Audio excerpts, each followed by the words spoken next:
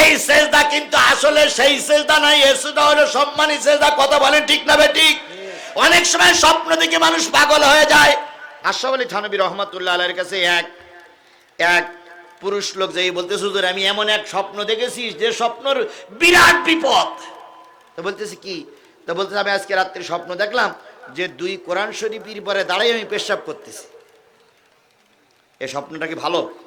নাউজুবিল্লাহ, নাউজুবিল্লাহ, নাউজুবিল্লাহ। কোরআন শরীফের পরে দাঁড়িয়ে কি করতেছে? পেশাব করতেছে। আশরাফ আলী থানভী বললেন তুমি কি মনে করতেছো? কয় হুজুর ধর্ম শেষ, আমার ঈমান শেষ। আশরাফ আলী থানভী বললেন না বাবা, তোমার পরিবারে কয়টা ছেলে মেয়ে? কয় হুজুর আমার পরিবারে 2টা ছেলে। কয় আমি বলতেছি তুমি 2 ছেলে বাবা হয়েছো, তোমার 2 ছেলে কোরআনের হাফেজ হবে। সুবহানাল্লাহ বলেন, সুবহানাল্লাহ বলেন। ওই হাফেজ যতই হোক তুমি বাবা, আর তোমার পায়ের তলায় থাকবে 2টা ছেলে। এই জন্য তোমার 2 ছেলে কোরআনের হাফেজ হবে। তাই আল্লাহ পাক স্বপ্ন দেখাচ্ছে তুমি দিছে কোরআনের পরে পা রেখেছো, তার মানে আসল কোরআন নয়, ওই কোরআন তোমার ছেলে। আমি আশরাফ আলী বলতেছি তুমি 2 ছেলে হাফেজের বাবা হবা। এই জন্য অনেক স্বপ্ন অনেক রকম দেখা গেলে স্বপ্নের ব্যাখ্যা অন্য রকম হয়। হযরত ইউসুফ আলাইহিস সালাম এই স্বপ্ন যখন বললেন, ইয়াকুব আলাইহিস সালাম বললেন 11টা তারা হলো, ওরা 11 ভাই, চন্দ্র সূর্য আমরা স্বামী স্ত্রী সব ইউসুফ আলাইহিস সালামকে সিজদা করতেছি, মানে ইউসুফের নবুয়তের কাছে আমরা মাথা নত করতেছি। ইয়াকুব আলাইহিস সালাম ডাক দিয়ে বললেন, ইউসুফ রে, এ স্বপ্ন সাংঘাতিক স্বপ্ন, এ স্বপ্ন কারোর সঙ্গে বলা যাবে না। হযরত ইউসুফ আলাইহিস সালাম ছোট মানুষ, এখনো স্বপ্নের ব্যাখ্যা জানে না, কিন্তু স্বপ্ন দেখে ফেলেছে। এবার ভাইদের সঙ্গে গল্প করলো। ভাইদের সঙ্গে গল্প করার পরে এক পর্যায়ে ভাইরা বুঝে ফেললো ইউসুফ আলাইহিস সালাম একদিন নবী হবে। ইউসুফ আলাইহিস সালামকে বা তারা ষড়যন্ত্র করতে শুরু করলো কিভাবে মারা যায়। ইউসুফকে না মেরে দিলে বাবার কাছে আমরা পরিচিত হতে পারবো না, বাপের কাছে আমরা আপন হতে পারবো না। ইউসুফ আলাইহিস সালামকে ষড়যন্ত্র করে মারতে শুরু করলো, মারবে পরিকল্পনা করলো।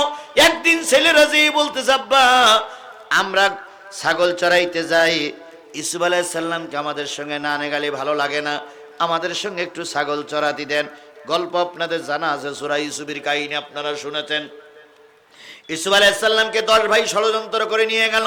নিয়ে যাওয়ার পর ফেলাই দিল কিসের ভিতরে? এক কথা বলেন, কিসের ভিতরে ফেলাই দিল? কুয়ার ভিতরে ফেলাই দিল। ইউসুফ আলাইহিস সালাম কুয়ায় পড়ে কান্দে কার কাছে? বলুন তো, ইউসুফ আলাইহিস সালামের এই কুয়ায় ফেলানোর ব্যাপারে বাধা সৃষ্টি করলো, কুয়ায় ফেলানোর ভিতরে ষড়যন্ত্র করেছিল কারা? ভাইয়েরা, আজকেও আমাদের দেশে এক ভাই আর এক ভাইয়ের শত্রু। শেখ হাসিনা মুসলমান না কাফের? আমরা মুসলমান মনে করি, তাহলে ও মুসলমান আমি মুসলমান, ও আমার নামে মামলা দেবে কেন? ও আমার নামে মামলা দেবে কেন? এই শেরপুর যতগুলো লোক আমলিক করেন, আপনিও শেরপুরের মানুষ, আমিও শেরপুরের মানুষ। আপনিও মসজিদে নামাজ পড়েন, আমিও মসজিদে নামাজ পড়ি। আপনি ঈদগাহে নামাজ পড়তে যান, আমিও ঈদগাহে নামাজ পড়ি। আপনি মাদ্রাসার পাশে বাস করেন, আমিও মাদ্রাসার পাশে বাস করি। আপনি আমার নামে মামলা দেবেন কেন? আপনি না আমার ভাই। দেখবেন একদল হুজুররা ওয়াজ করলে আর একদল হুজুররা গিড়গিড় করতে লাগে। এরা শুধু ওই হুজুরদের ভুল ধরার জন্য চেষ্টা করে। আচ্ছা তুমি বলো তো ভাই, আমি 2 ঘন্টা ওয়াজ করি, তুমি আমার ভুল বের করলে, তুমি বিরাট মুফতি, বিরাট মুহাদ্দিস, বিরাট মসজিদের ইমাম, তুমি ওই রকম মঞ্চে দাঁড়িয়ে 2 ঘন্টা ওয়াজ করে এই 3-4 হাজার 5,000 লোক এক জায়গায় ধরে রাখো দিন, দেখি তুমি কিরকম পারো। ও পারবে না, কিন্তু ভুল ধরতে পারবে। ওরা মুছতে পারে না, কিন্তু ওরা লিখতে পারে না, ওরা মুছতে পারে। এই জন্য ভাই, এক ভাই আর এক ভাইয়ের কি স্বরূপ? আয়না স্বরূপ। আয়নার ভিতরে চেহারা দেখো, তোমারও ভিতরে দোষ আছে, ওনাদের ভিতরে দোষ আছে। এই জন্য ভাই ভাই দোষ যদি মীমাংসা করে আমরা চলতে পারি, এই সমাজে কারোর কোনো ক্ষতি হবে না। এই জন্য এখন সব টুপিওয়ালাদের, তাবলিগির টুপি, চরমনার টুপি, হেফাজতের টুপি, কৌমি টুপি, আলিয়ার টুপি, জামাতের টুপি, তারপর ইসলামী আন্দোলনের টুপি, সব টুপিওয়ালাদের আসতে হবে একই কোরআনের ছায়াতলে। যদি সব টুপি আমরা এক কোরআনের ছায়াতলে আসতে পারি, চরমনাই হুজুরা প্রার্থী দেবে যেখানে চরমনাই হুজুরের জোর আছে। বাংলাদেশ জামাত ইসলাম প্রার্থী দেবে যেখানে জামাত ইসলামের জোর আছে, হেফাজত প্রার্থী দেবে যেখানে হেফাজতের জোর আছে, তাবলীগ প্রার্থী দেবে যেখানে তাবলীগের জোর আছে। এভাবে করে যদি বাছাই করে সব টুপিওয়ালারা এক প্ল্যাটফর্মে আসতে পারি, আগামী নির্বাচনে টুপিওয়ালাদের কেউ হারাতে পারবে না। কথা বলে ঠিক না ঠিক? এই জন্য আজকের এই মাহফিল থেকে একটাই স্লোগান, সকল দলের দেখা শেষ, টুপিওয়ালার বাংলাদেশ। তাহলে স্লোগানটা কি হবে? সকল দলের দেখা শেষ, টুপিওয়ালার বাংলাদেশ, টুপিওয়ালার বাংলাদেশ। এবার বলি, বিএনপি ভাইয়েরা ইসলামের পক্ষে না বিপক্ষে? অবশ্যই ওনারা ইসলামের পক্ষে। আমি বলি, জামাত আর বিএনপি আমরা হাজারো চেষ্টা করে, হাজারো মামলা খেটে, হাজারো রক্ত দিয়ে এদেশকে স্বাধীন করেছি। এখন দুইটা দলের ভিতরে কোনো ভেদাভেদ সৃষ্টি করা যাবে না। এখন দুই দল এক হয়ে না থাকলে ওই আওয়ামী লীগ আবার চুট করে ঢুকে পড়বে। ওই দুই দল যদি আমরা এক না, ওই আওয়ামী লীগ আবার ক্ষমতার মস্তদে যাওয়ার চেষ্টা করবে। এই জন্য বিএনপি আমার ভাই, জামাত আমার ভাই, যেখানে যাকে প্রার্থী নিযুক্ত করা হবে আমরা সবাই মিলে তার পক্ষে কাজ করব। তবু আওয়ামী লীগকে আর ময়দানে কাজ করতে দেওয়া হবে না, হবে না, হবে না। সুতরাং বিএনপি ভাইদেরকে বলি, জামাতের ভাইদেরকে বলি, কোন রকম বিঘ্ন সৃষ্টি করার চেষ্টা করা যাবে।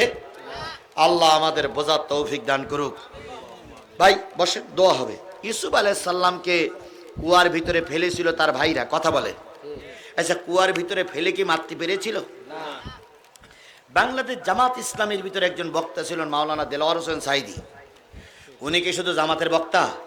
এই মুসলমান কথা বলেন, উনি কি শুধু জামাতের বক্তা? উনি গোটা বাংলাদেশ নয়, গোটা বিশ্বের মুসলমানদের কাছে ছিল উনি অনেক প্রিয় একজন বক্তা। এই প্রিয় বক্তারেও ষড়যন্ত্র করে বাংলাদেশের আওয়ামী লীগের কিছু নেতা কর্মীরা আর এই দেশের কিছু সুবিধাবাদী হুজুররা আল্লামা সাইদির বিপক্ষে যেয়ে আল্লামা সাইদিকে জেলখানায় ধুকে ধুকে মেরে দিয়েছে। ভাই আমি কি এখনই মোনাজাত করে দেব? তাহলে ওই লোকটা লোক উঠতেছে, ঘটনাটা কি?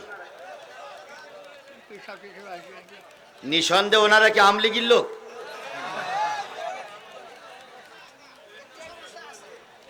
আমাদের আল্লাহ কবুল করে। আমি তো বারবার ঘড়ি দেখতেছি ভাই, আমি তো বারবার ঘড়ি দেখতেছি। আমি অতিরিক্ত সময় হজ করা লোক নই। আমি আমার নির্ধারিত সময় শেষ করি। আপনারা বললেও যা, না বললেও তাই। সুতরাং আপনাকে আর কয়টা মিনিট আমার সময় দেন, দয়া করে কয়টা মিনিট সময় দেন। আমি 8টা পয়েন্টের কথা বলি, নতুবা হয়তো মনে করবেন যে হুজুর বাদাই রেখে গেল, আপনারা বুঝবেন না। এই জন্য দয়া করে মেহেরবানি করে একটু সময় আমাকে দেন। আমি যেটা বলতেছিলাম, ভাইয়ের শত্রু আল্লামা সাইদি শত্রু। আমাদের মতন কিছু ভাইরা না থাকলে তার কোনো ক্ষতি হতো না। এই গেল কয় নাম্বার? প্রথম বাধা কি? বাবা। 2 নম্বর বাধা কি? সন্তান। 3 নম্বর বাধা কি? ভাই। 4 নম্বর বাধা ওয়াজওয়াজুকুম। 4 নম্বর বাধা হলো তোমাদের স্ত্রীরা। ধর্মের কাজে অনেক সময় স্ত্রীরা বাধা দেয়। হযরত লূত আলাইহিস সালামের নাম শুনেছেন না? লূত আলাইহিস সালাম ছিলেন আল্লাহর নবী। লূত আলাইহিস সালামের সময় একটা বড় রোগ ধরা পড়লো, সেটা হলো সমকামিতা। কি রোগ? সমকামিতা বোঝেন? কি বোঝেন আপনারা? দেখেছেন সে সাদা না কালো? সমকামিতা হলো পুরুষের বিয়ে করে, মেয়ে লোকের বিয়ে করে। এটাই আমেরিকায় চালু আছে, জাপানে চালু আছে, আমাদের দেশে চালু নাই। কিন্তু আওয়ামী লীগের সময় এটাও চালু হয়েছে। তো হইল না, এখানে এক মেয়ে আর এক মেয়ের বাড়ি চলে গেছে, যে সেখানে যে ওই মেয়ের সঙ্গে এই মেয়ে বিয়ে করেছে। কে এরা? হইল না, এটা আওয়ামী লীগের সময় হয়েছে। তাহলে সমকামিতা ওই লূত আলাইহিস সালামের সময় হয়েছিল। তারা মেয়েদেরকে, ছেলেদেরকে এইভাবে ব্যবহার করত। যুবক ছেলে বা চেহারা সুরাত ভালো ছেলে দেখলে ওই সমাজের লোকেরা ঠিক থাকতে পারত না। ওরা মেয়ে বাদ দিয়ে ওই ছেলেটারে নিয়ে স্ত্রীর মতন ব্যবহার করত। কন্যার মতন ব্যবহার করত। ওই সময় হযরত লূত আলাইহিস সালাম ওই কাজে বাধা দিলেন, কিন্তু লূত আলাইহিস সালাম বাধা দিলেন, স্ত্রী ওই সমকামিতার পক্ষে সাপোর্ট দিল। হযরত লূত আলাইহিস সালাম জাতিরে বলেন, অন্যায়, এ কাজ করা যাবে না। কিন্তু শেখ হাসিনার বোন তো আগেও ছিল, এখনো আছে। এরা যত অন্যায় কাজ, সব অন্যায় কাজের সাপোর্ট করেছে, আর যত আলেমদের ধরে ধরে জেলে ঢুকিয়েছে, আলেম ছিল এদের শত্রু, আর যারা জেনাকারিনী তারাই ছিল এদের অনেক প্রিয় ব্যক্তি। আচ্ছা, মমতাজ কোনোদিন স্কুলে যায়নি, সেই মমতাজের নিয়ে ওরা জাতীয় সংসদে গান বাজিয়েছে।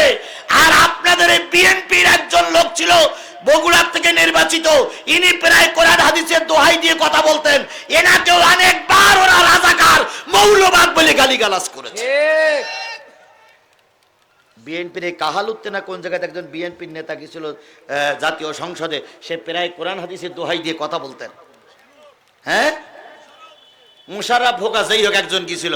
তাহলে বোঝা গেল এরা ধর্ম সহ্য করতে পারে না। ঠিক লূত আলাইহিস সালামের স্ত্রী ধর্ম সহ্য করতে পারে না। এক পর্যায়ে আল্লাহ রাব্বুল আলামিন ফেরেশতা পাঠাই দিয়ে বললেন, যাও, এই জাতিরে ধ্বংস করতে হবে, তোমরা যাও। দুইজন চলে আসলো, জিবরাইল আর মিকাইল। সুবহানাল্লাহ বলেন। একবার টকবকে যুবক, লাল টকটকে যুবক, এত সুন্দর যুবক এর আগে আর কখনো দেখিনি। লূত আলাইহিস সালামের বাড়ি এসে বলতেছে, হুজুর আমরা বিপদে পড়েছি, যে সমাজের লোকেরা আমাদেরকে মেয়ে লোকের মতন ব্যবহার করবে, খুঁজতেছে আপনার বাড়ি। লূত আলাইহিস সালাম ঘরের ভিতরে ঢুকাইয়ে এবার দরজায় পাহারায় বসাইলো, যুবকেরা যেন না আসতে পারে। লূত আলাইহিস সালামের স্ত্রী এবার কি করেছে, লূত আলাইহিস সালামের স্ত্রী ওই জাতির সঙ্গে পরামর্শ ছিল যে হুজুরির ঘরে যদি কোনো যুবক এসে ঢোকে, আমি